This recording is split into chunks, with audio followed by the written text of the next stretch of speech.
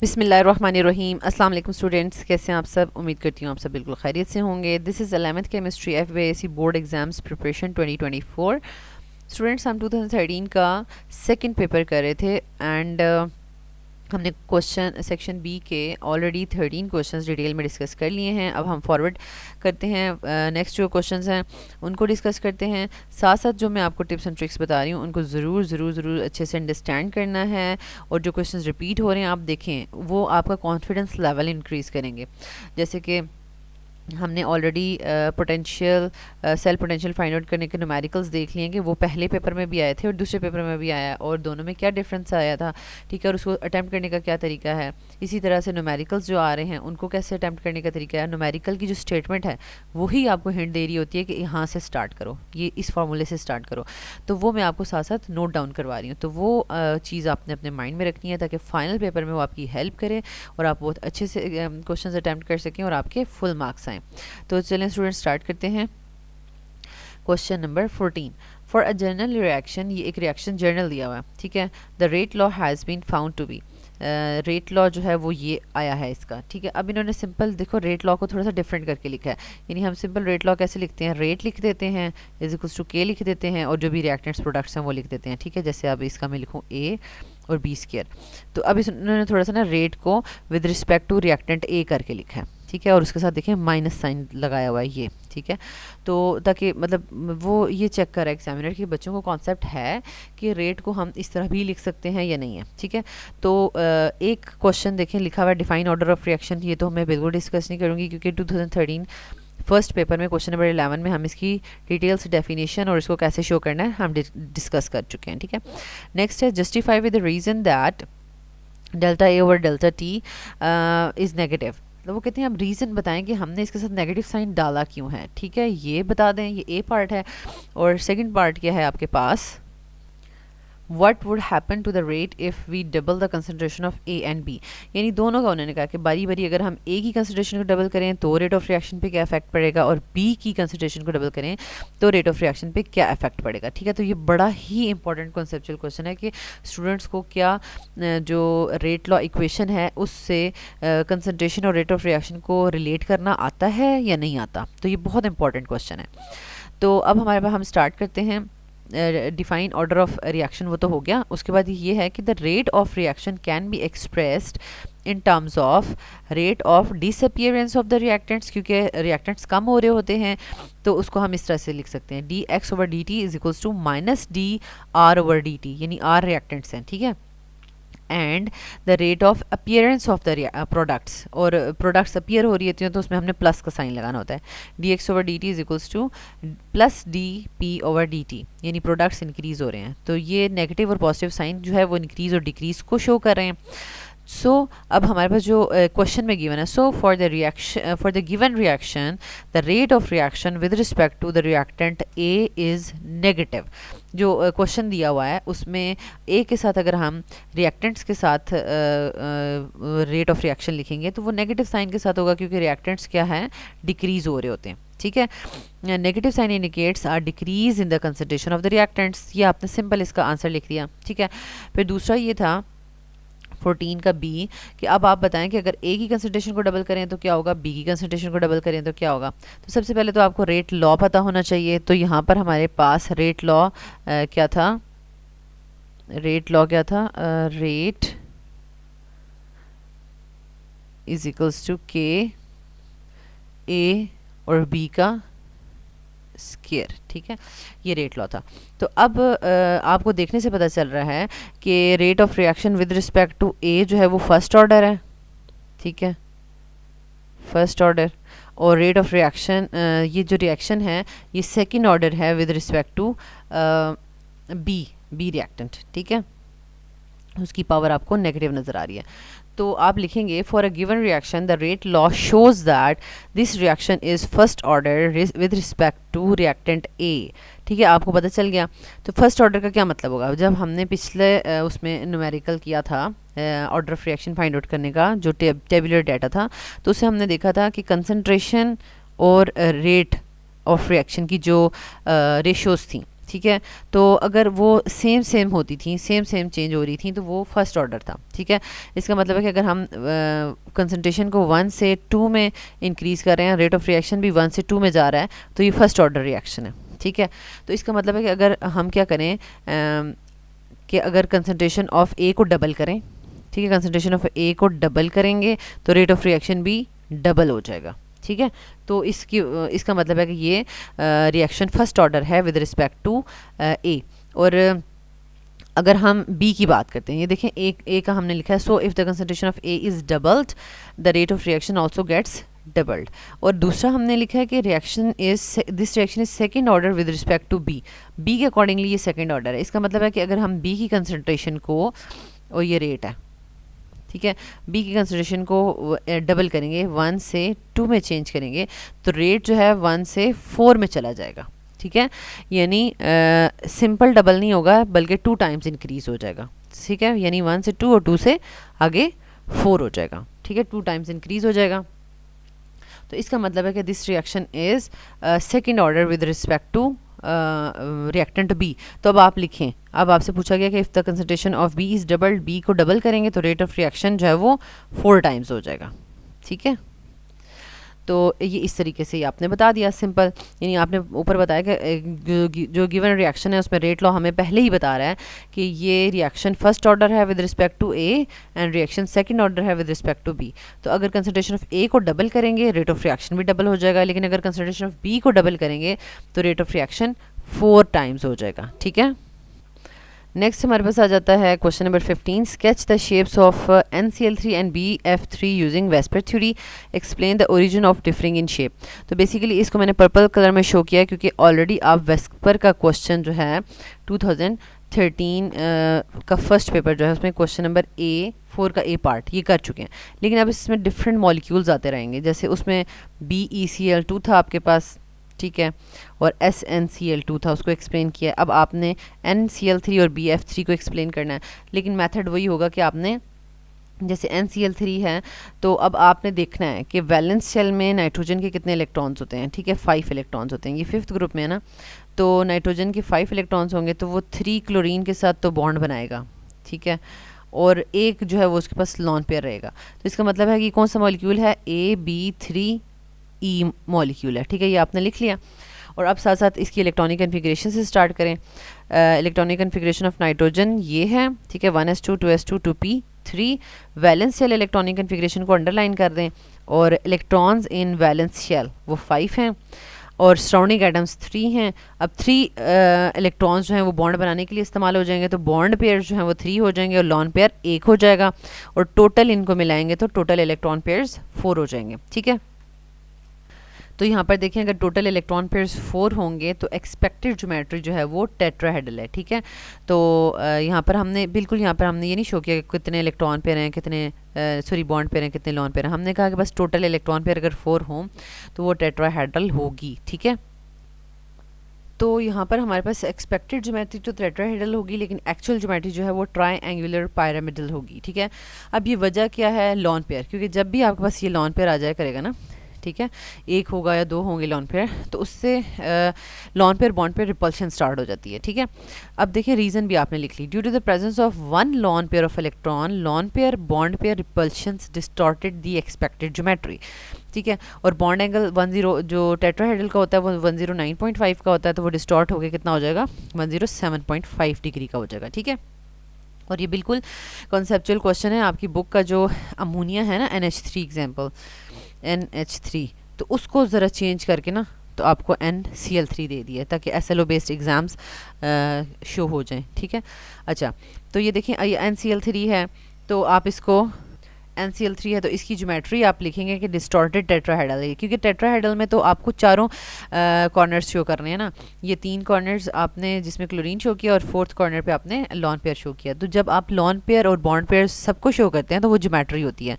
तो ये perfect tetrahedral तो है नहीं, क्योंकि इसका एंगल जो है वो चेंज हो गया है, क्योंकि ये lawn pair bond pair repulsion हो रही है ऐसे। ठीक है, तो 109 से 107 का हो गया।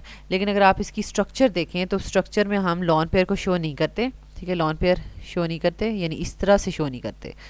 ठीक है, लेकिन लॉन पेयर ऊपर होता तो है ना। ठीक ठीक है, यहाँ पर इस तरह, ठीक है। तो सिंपल हमने जो एटम्स हैं उनको शो करना है, तो वो एटम्स जो हैं वो इस तरह से पिरामिड बना रहे हैं, ठीक है, इस तरह से। यानी अगर हम क्लोरीन, तीनों क्लोरीन को ऐसे कहें कि ये यूँ करके नीचे प्लेन पे पड़े हुए हैं, तो यानी इस तरह करके ट्रायंगल प्लेन में पड़े हुए हैं, तो थोड़ा सा ऊपर होके ये ऐसे पिरामिड, नाइट्रोजन इस जगह पड़ा होगा, ठीक है, पिरामिड सा बना रहा है, ठीक है। तो ये आपके पास आ जाएगी ट्राइगोनल पिरामिडल स्ट्रक्चर। तो सेम इसी तरीके से BF3 मॉलिक्यूल की तरफ आ जाएं, ठीक है। ये सिंपल है, यानी बोरॉन में 5 इलेक्ट्रॉन्स होते हैं, तो वैलेंस शेल में उसके 3 इलेक्ट्रॉन्स होते हैं, तो तीनों के तीनों जो है वो फ्लोरीन के साथ बॉन्ड बनाने में यूटिलाइज होंगे, तो इसलिए लॉन पेयर कोई नहीं होगा।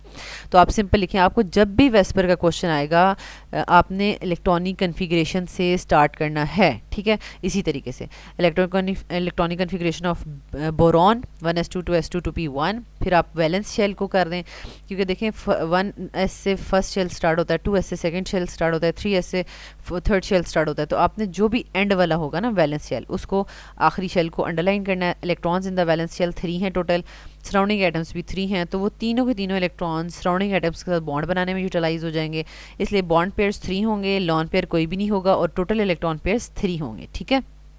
तो यहाँ पर मैं अगेन आपको ये जो टेबल है ये दिखा रही हूँ कि अगर आपके पास ये 3 इलेक्ट्रॉन पेयर्स होंगे तो एक्सपेक्टेड ज्योमेट्री जो है वो ट्राइगोनल प्लेनर है, ठीक है, जैसे कि ट्रायंगल में 3 पड़े हुए हैं एटम्स, सराउंडिंग एटम्स। तो यहाँ पर आप अगेन अब क्या लिखेंगे, एक्सपेक्टेड ज्योमेट्री ट्राइगोनल प्लेनर है। अब लॉन पेयर 0 है, तो जो एक्सपेक्टेड ज्योमेट्री होती है वही एक्चुअल ज्योमेट्री होती है, ठीक है। तो आप लिखें एक्चुअल ज्योमेट्री ट्राइगोनल प्लेनर ही है, ठीक है। रीजन क्या लिखेंगे, due to the absence of lone pair of electron both geometries are same, ठीक है। और आप एंगल लिख लें, क्योंकि तीनों जो है वो आपस में 120 के एंगल से होंगे, तो एंगल ये हो जाएगा, all the 3 electron pairs will be at maximum distance to have minimum repulsions between them, और ये आप इसको BF3 को एंगल भी शो कर देंगे, ठीक है। तो ये आपका वेस्पर का क्वेश्चन कंप्लीट हो गया है। नेक्स्ट देखें question number 16, explain with reason that enthalpy of या आपके पास हीट ऑफ सब्लिमेशन जो है वो ग्रेटर है देन हीट ऑफ वेपराइजेशन, और और वो ग्रेटर है देन हीट ऑफ फ्यूजन, ठीक है। तो अब ये क्वेश्चन 2013 के फर्स्ट पेपर का क्वेश्चन नंबर 4 था, जिसमें आपको सिंपल 2 का ही पूछा हुआ था कि why heat of sublimation is greater than heat of vaporization, ठीक है, और इन दोनों की अलग अलग से आपने डेफिनेशन भी लिखनी थी, ठीक है। तो ये तो रिपीट हो रहा है, लेकिन अब हमने इनको ना तीनों को कंपैरिजन में लेके चलना है, तो मैं आपको बताती हूँ कि इसको कैसे लिखना है। और evaporation of a liquid occurs at the surface of the liquid, इसको भी एक्सप्लेन कर दें कि इवेपोरेशन जो है ना वो सरफेस पर ही होती है, ठीक है। यानी अगर हमारे पास ये कंटेनर है तो ये सरफेस मॉलिक्यूल्स ही इवेपोरेशन शो कर रहे हैं, ये नीचे वाला नहीं शो कर रहा, नीचे वाला पहले आएगा सरफेस मॉलिक्यूल्स यानी सरफेस पे आएगा, फिर ये इवेपोरेशन शो करेगा। तो इस चीज़ को आपने एक्सप्लेन करना है, तो मुश्किल क्वेश्चन नहीं है, ईजी है, बहुत ईजी क्वेश्चन हैं। तो अब ये देखें, अब आपने आंसर कैसे लिखना है कि जब एक आपने पहले फ्यूजन से स्टार्ट करना है, जब एक सॉलिड है वो मेल्ट होगा, लिक्विड बनेगा, और लिक्विड से फिर वो जाएगा वेपर में, ठीक है, तो ये वेपराइजेशन होगी। और अगर एक सॉलिड है वो डायरेक्ट सॉलिड से वेपर में जाएगा तो वो सब्लिमेशन हो जाएगी। तो यहाँ पर हम क्या कर रहे हैं, फ्यूजन और वेपराइजेशन को आपस में कंपेयर कर रहे हैं। When a solid substance melts then atoms, ions or molecules undergo relatively small changes in their internal energy, intermolecular distances and potential energy।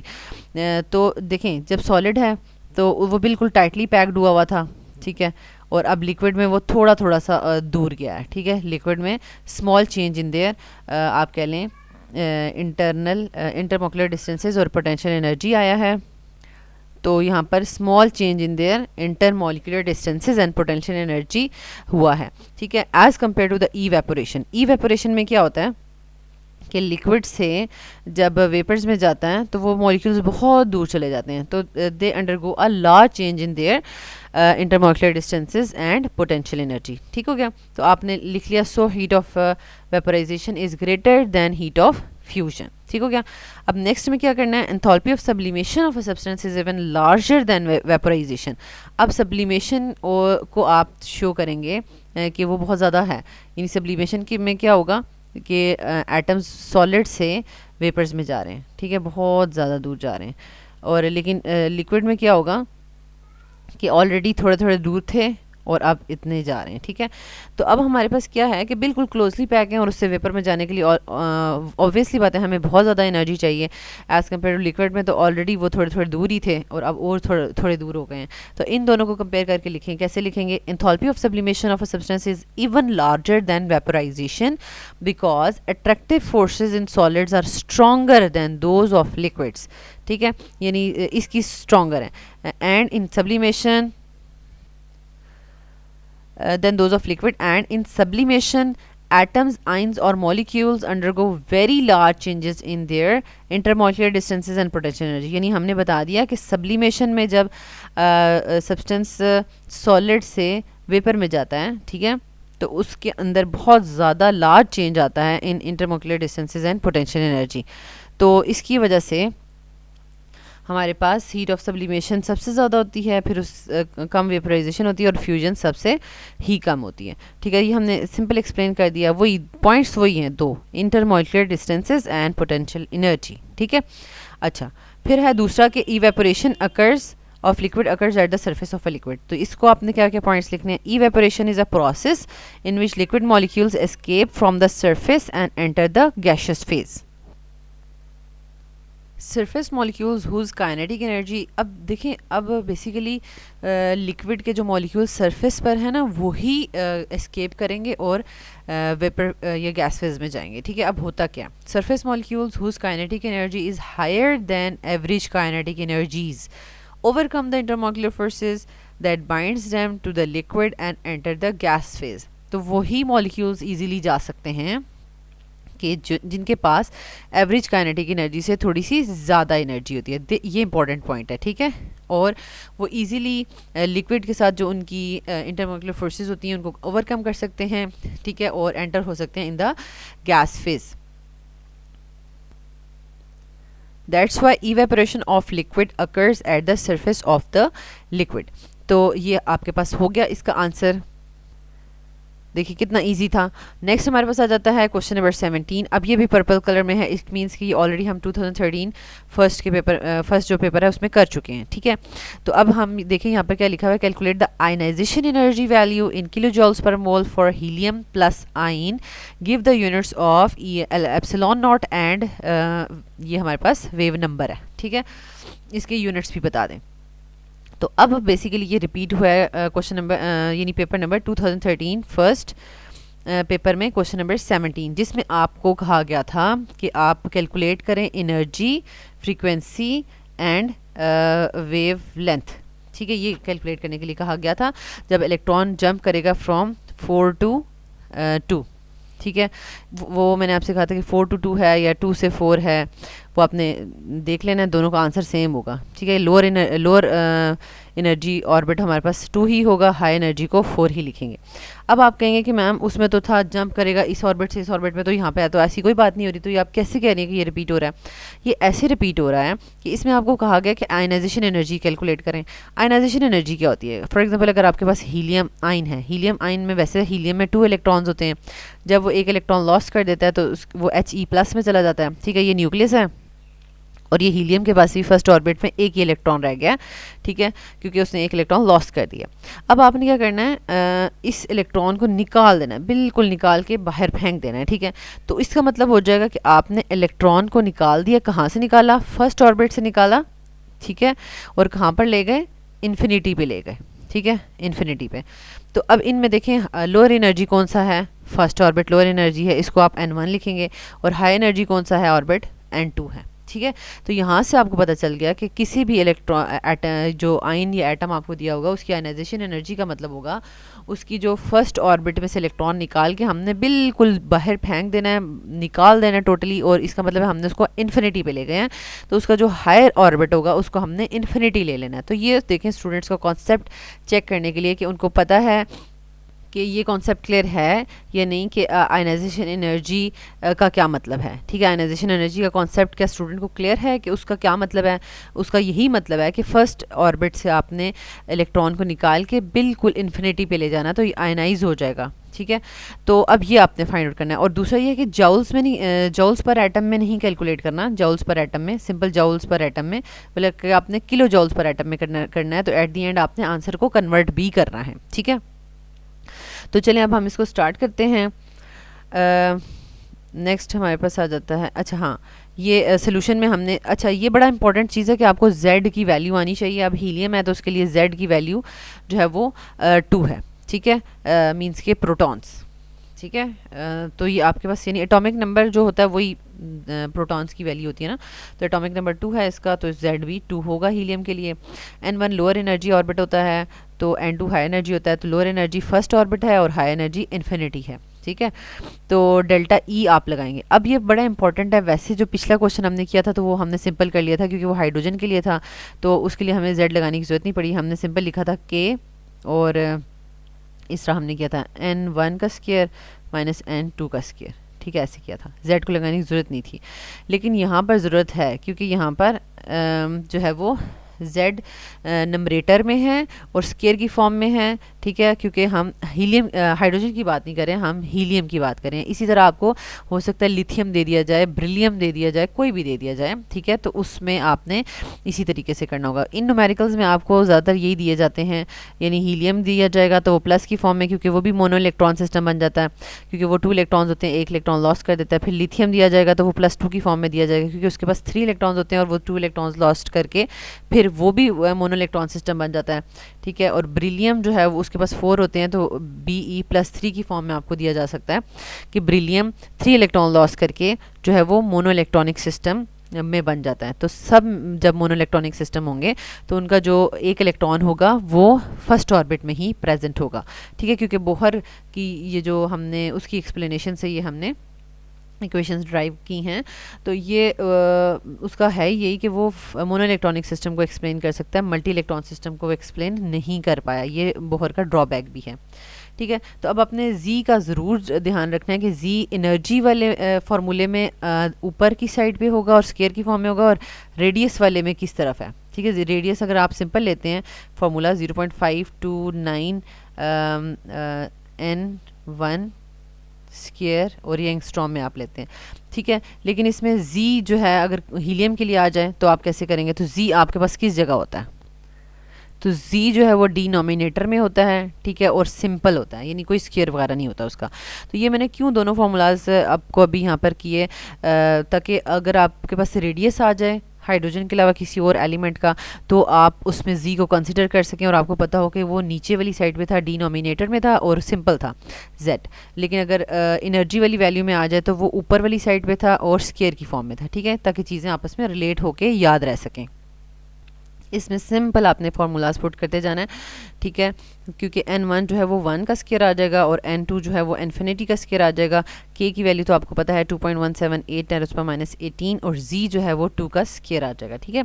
तो इसको आपने सॉल्व करते जाना है, देखें ये आ जाएगा 1 - 1/∞ जो है वो 0 आ जाता है, ठीक है, और 2 2 ज़ा 4 आ जाएगा, और ये हमारे पास 4 को हमने इस पूरी वैल्यू कांस्टेंट वैल्यू के साथ मल्टीप्लाई किया तो ये हमारे पास ये आ गया, ठीक है। तो ये आ गया हमारे पास जॉल्स में, जॉल्स पर एटम होता है ये, ठीक है। तो अब आपने किलो जॉल्स पर मोल में कन्वर्ट करना है, तो इसको आप देखें पर मोल में करने के लिए आपने क्या करना है कि एवोगैड्रो से मल्टीप्लाई करना है और 1000 से डिवाइड करना है, ठीक है। 1000 से डिवाइड करने का मतलब है कि ये किलो में कन्वर्ट हो गया, और जो है एवोगैड्रो से मल्टीप्लाई करने का मतलब है कि ये किस में कन्वर्ट हो गया, पर मोल में कन्वर्ट हो गया, ठीक है, क्योंकि ये हमारे पास क्या होता है एटम्स पर मोल, ठीक है। यानी यहाँ पर मैं आपको बता रही हूँ कि जो एनर्जी आपने कैलकुलेट की है, ठीक है, आयनाइजेशन एनर्जी कैलकुलेट की है, तो वो बेसिकली आपके पास क्या है, किस में आई है, जूल्स पर एटम में आई है, ठीक है। उसको जब आप जूल्स पर एटम को एवोगैड्रो से मल्टीप्लाई करेंगे तो एवोगैड्रो का यूनिट होता है एटम्स 6.02 × 10⁻23 एटम्स पर मोल, ठीक है, ये उसका होता है।